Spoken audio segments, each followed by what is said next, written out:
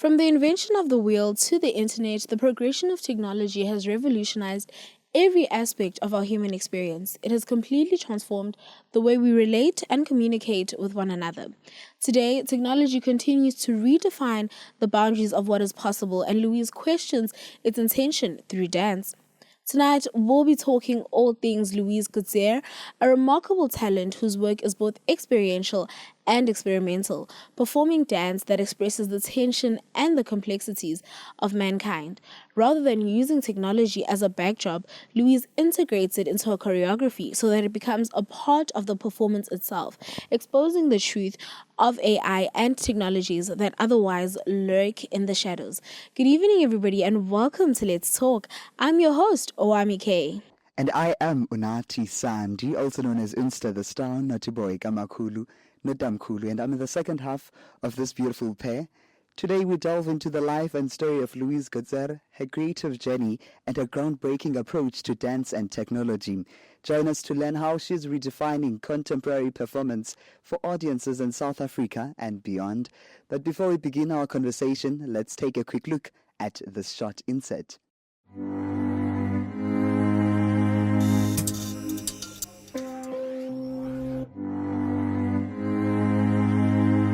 It was incredible. I've known Louise and Oscar for years, and they asked me to be a part of the production, and I had no idea how it would evolve and develop. Like, I thought I'd be part of it and, I don't know, sing a few lines, and then I just put my head like straight in. And to say that it's trippy is an understatement. It's just so all-consuming, and like it's incredible.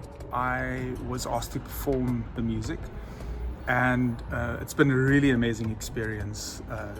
Very otherworldly in a way, because the piece is so abstract and completely takes you out of your typical sort of references that you might have about dance and movement and music, and it's been fascinating.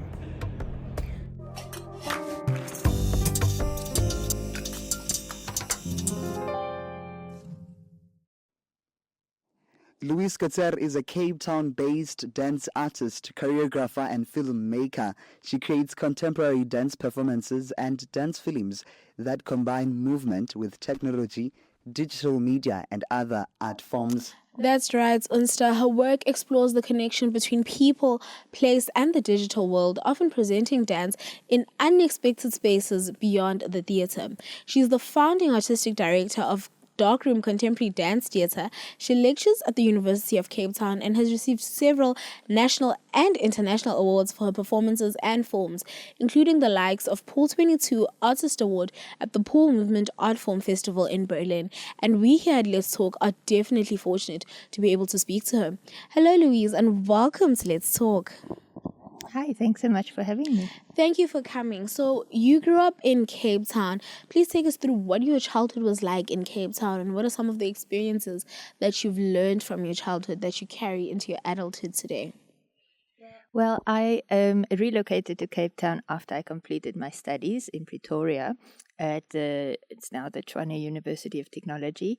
And I found Cape Town very appealing because it has such a large creative industry and film industry as well that I'm very interested in. And I think in terms of my childhood experiences, I was always very drawn to the creative side of making dance as opposed to just performing dance. So even though I trained to become a dancer, I just found myself drawn to the idea of coming up with concepts and being able to talk about the world as I see it and being able to share that with people. And that really became, I think, the impetus and the driving force for my career. I love that you enjoy creating dance, right?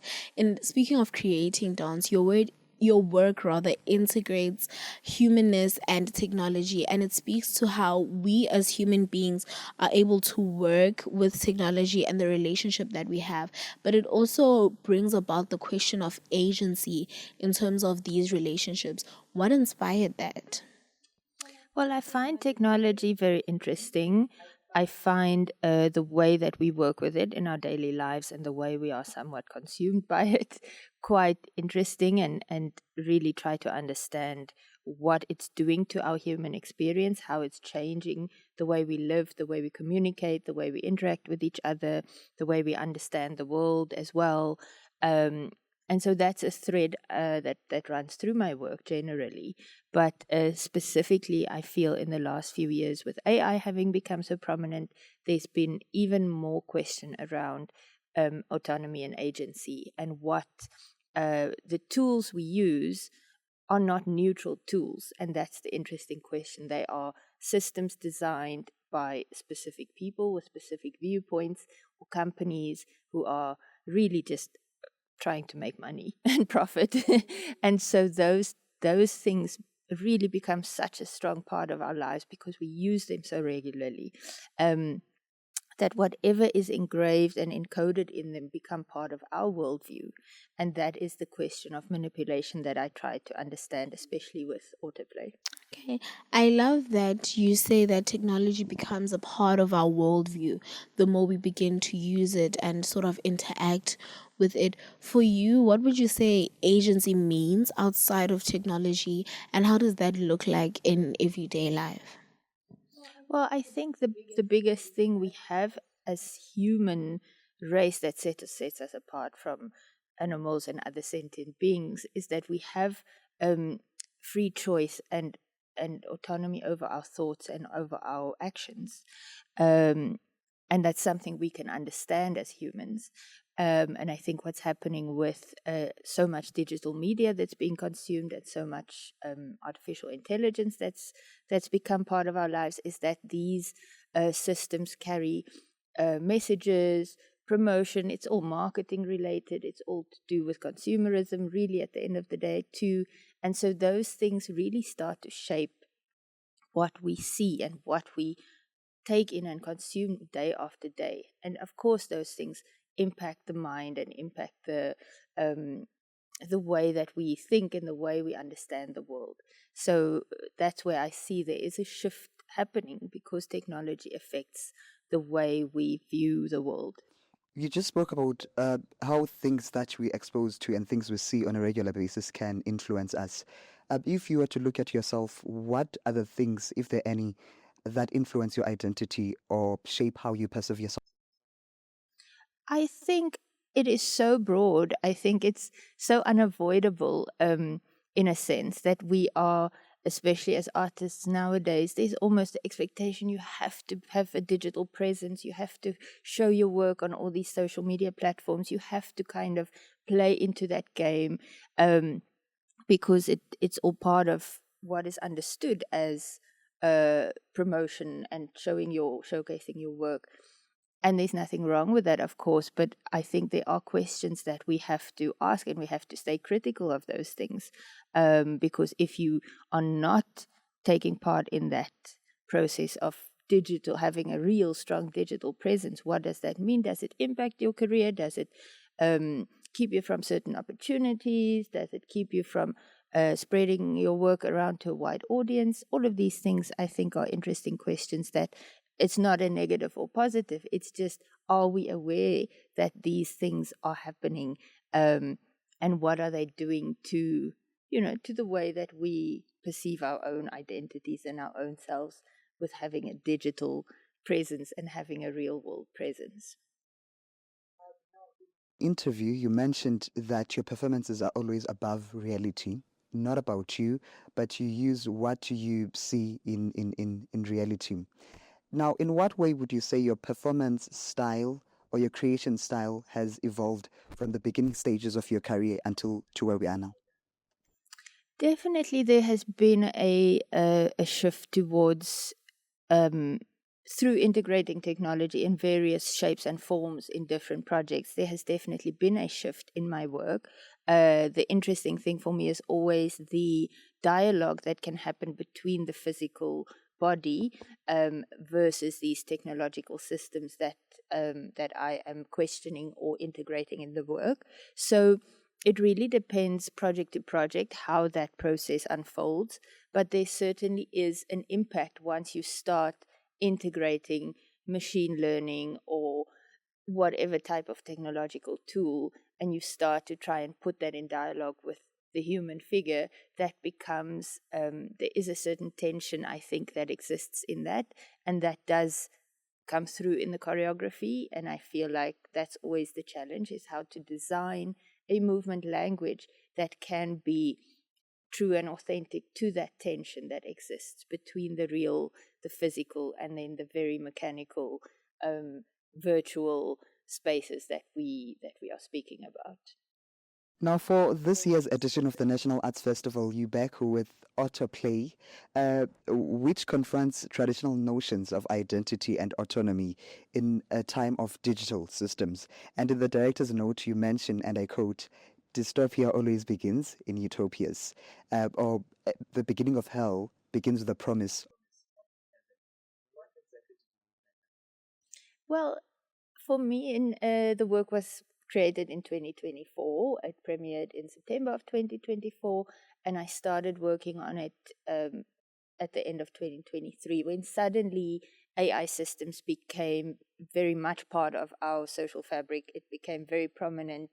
Suddenly there was all open AI systems and ChatGPT and different softwares that we could all play around with and integrate into our work and our kind of fun time. So that became an interesting thing I wanted to explore and to understand. And it also felt a bit like the dawn of a new era, because those systems were evolving so rapidly. And there was a sense that there is very little boundary within how it was being designed and how it was being set up, that it was just evolving and evolving, and without real understanding of where it might go. And so I'm not trying to say in the work that it is a dystopian thing and that AI is going to take over the world or anything like this, but I think the question is, what are the systems in place that will avoid that from happening? And I'm not sure that those systems are in place.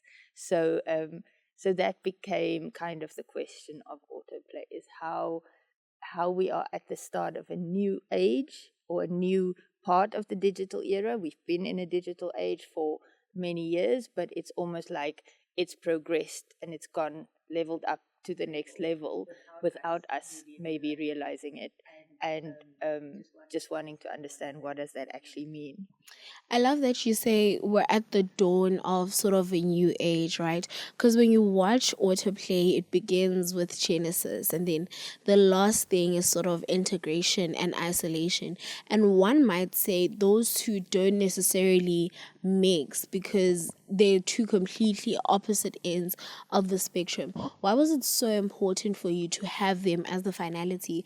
Was it showing the different realities that could exist without the boundaries in place to make sure that AI doesn't sort of take over human interaction? Yes, I wanted the audience to really experience also the feeling of choice within the performance. So so you would know there is a part of the performance where the audience has to interact in some sense, and then there is due to that interaction, either the integration ending or the isolation ending might then be the conclusion for that specific audience or that specific performance.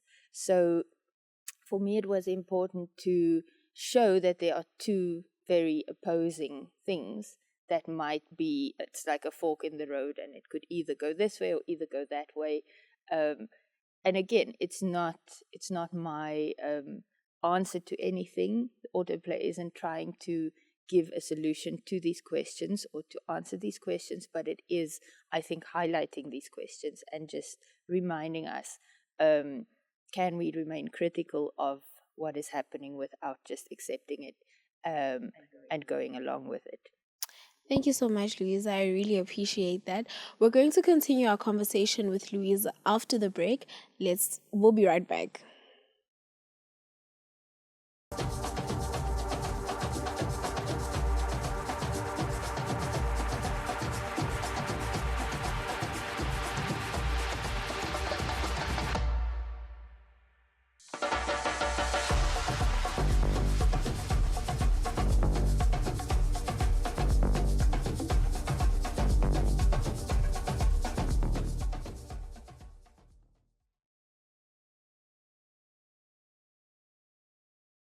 Welcome back to this edition of Let's Talk. We are still in conversation with Louise Coetzer, speaking all things choreography, dance, and technology.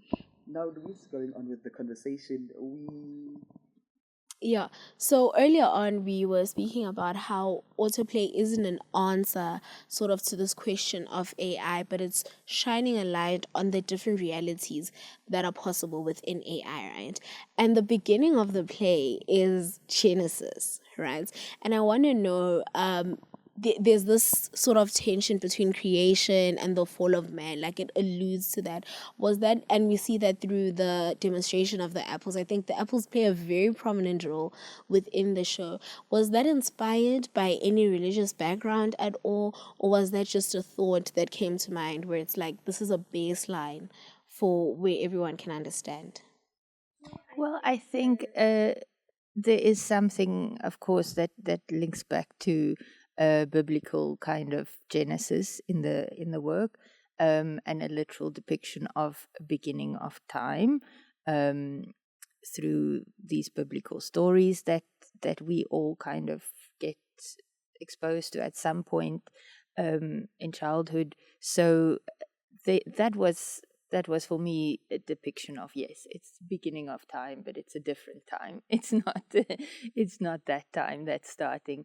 The apples really became the symbol for it kind of shifts through different meanings in the work, but because the work is dealing so strongly with machine learning, it became the symbol of literal learning too. So we think about school systems and military systems, and how these all impact the way also that identity gets kind of forced or changed, and the apple links into that, and eventually becomes almost like a pacifier to really silence the individual voice, and links to the Apple computer system too, and the school system of having an apple, having a blackboard with chalk, and having school shoes. So all these traditional kind of symbols of learning that became part of this new machine learning idea that we were exploring in the piece. And I love how it's so evident within the piece where you're like, oh, this is sort of a meaning for this is allegory for this, and this is allegory for that, right? And I think that that's very beautiful. So within the piece, there's a lot of quick, sharp movements, which some might say compare to the sharpness of human emotion and how quickly it comes and goes. What inspired the development of that, and how did that process look like for you? It was again really a process of trying to find the right language in movement for the work to be able to really speak about those themes that I wanted to punctuate and emphasize. And I was very inspired again. End of 2023, early 2024, we were seeing so much AI art coming out and all these AI imagery that was also so rapidly becoming very kind of sophisticated in how it could recreate artworks and images and things. And often when it was depicting the human form, it would be quite perfect, but there were always some little problems, like the hands were not quite drawn correctly, or there were